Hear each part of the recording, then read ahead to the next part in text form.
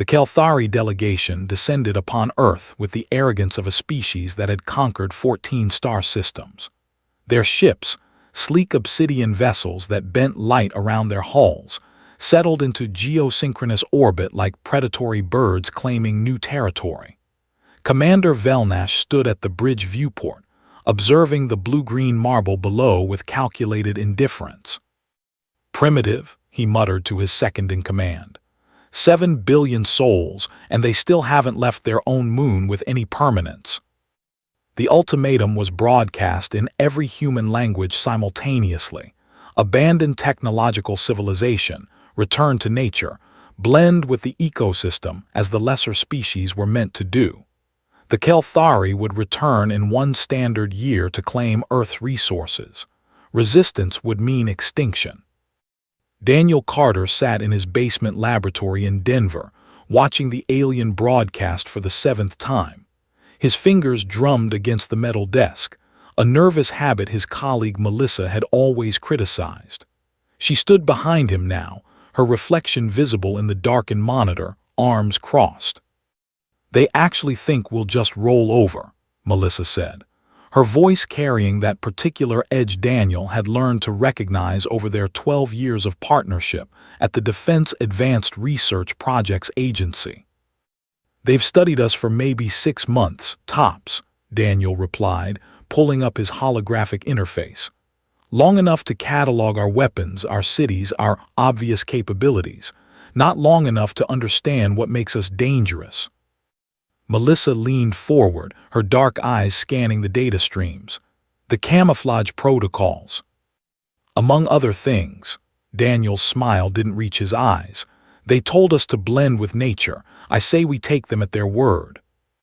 The months that followed saw the greatest coordinated effort in human history, conducted in absolute silence.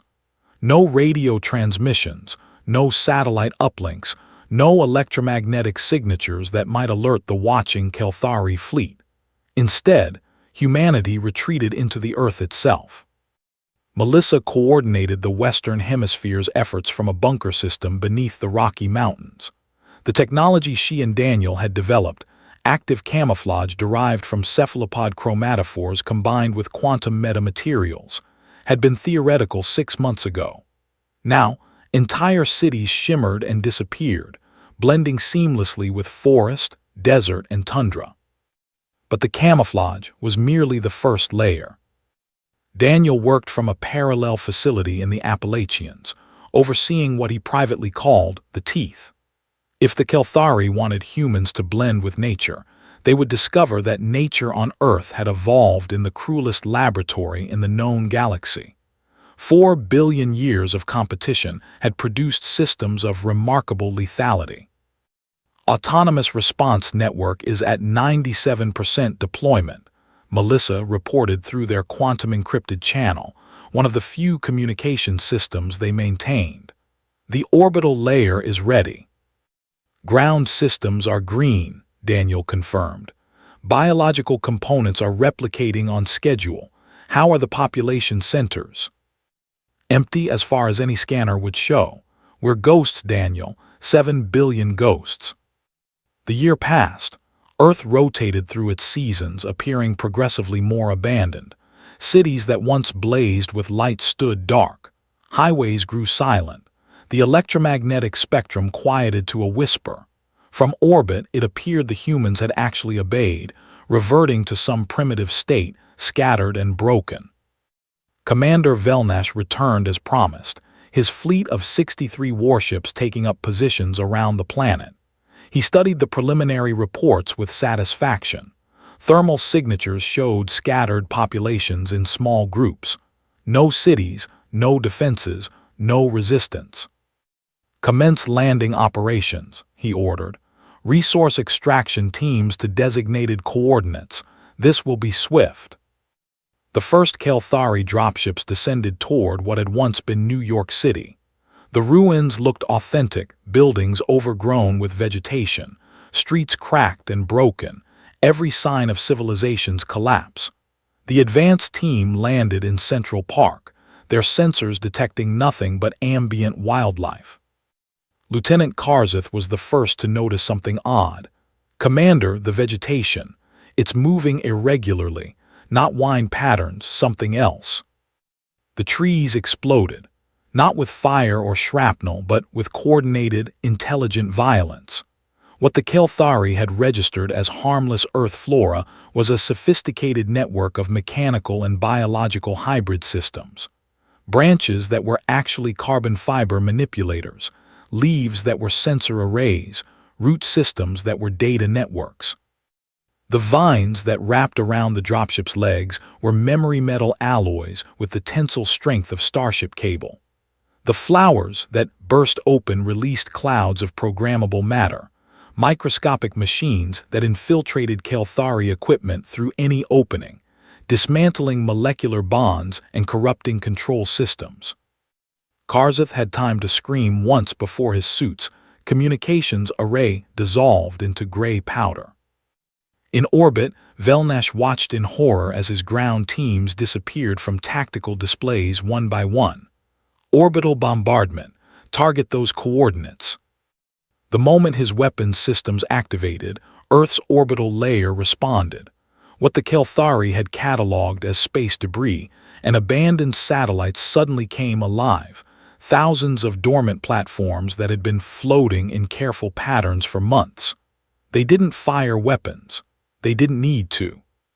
Each platform was a quantum-entangled mine, positioned with mathematical precision. When the Kelthari weapons charged, the platforms detected the energy buildup and activated their payloads, microscopic singularities that lasted only nanoseconds but created gravitational shear fields powerful enough to tear apart molecular bonds. Velnash's flagship simply came apart, its hull separating into component atoms without explosion or heat, just silent dissociation. Melissa watched the tactical display from her bunker as the Kelthari fleet dissolved like salt in water. No survivors, no escape pods. The humans had learned the lesson that their own nature had taught them over millions of years. The most successful predators are the ones you never see coming. Daniel's voice came through their channel. 58 ships down. The remaining 5 are attempting to jump to FTL. "Let them," Melissa replied calmly. "We need witnesses." The 5 surviving Kelthari vessels fled, their crews traumatized and disoriented. They carried with them data that made no sense, an entire species that had vanished, a planet that had become a living weapon, technology that shouldn't exist. On Earth, humanity began to emerge from its hiding places. Cities shimmered back into view as the camouflage systems powered down.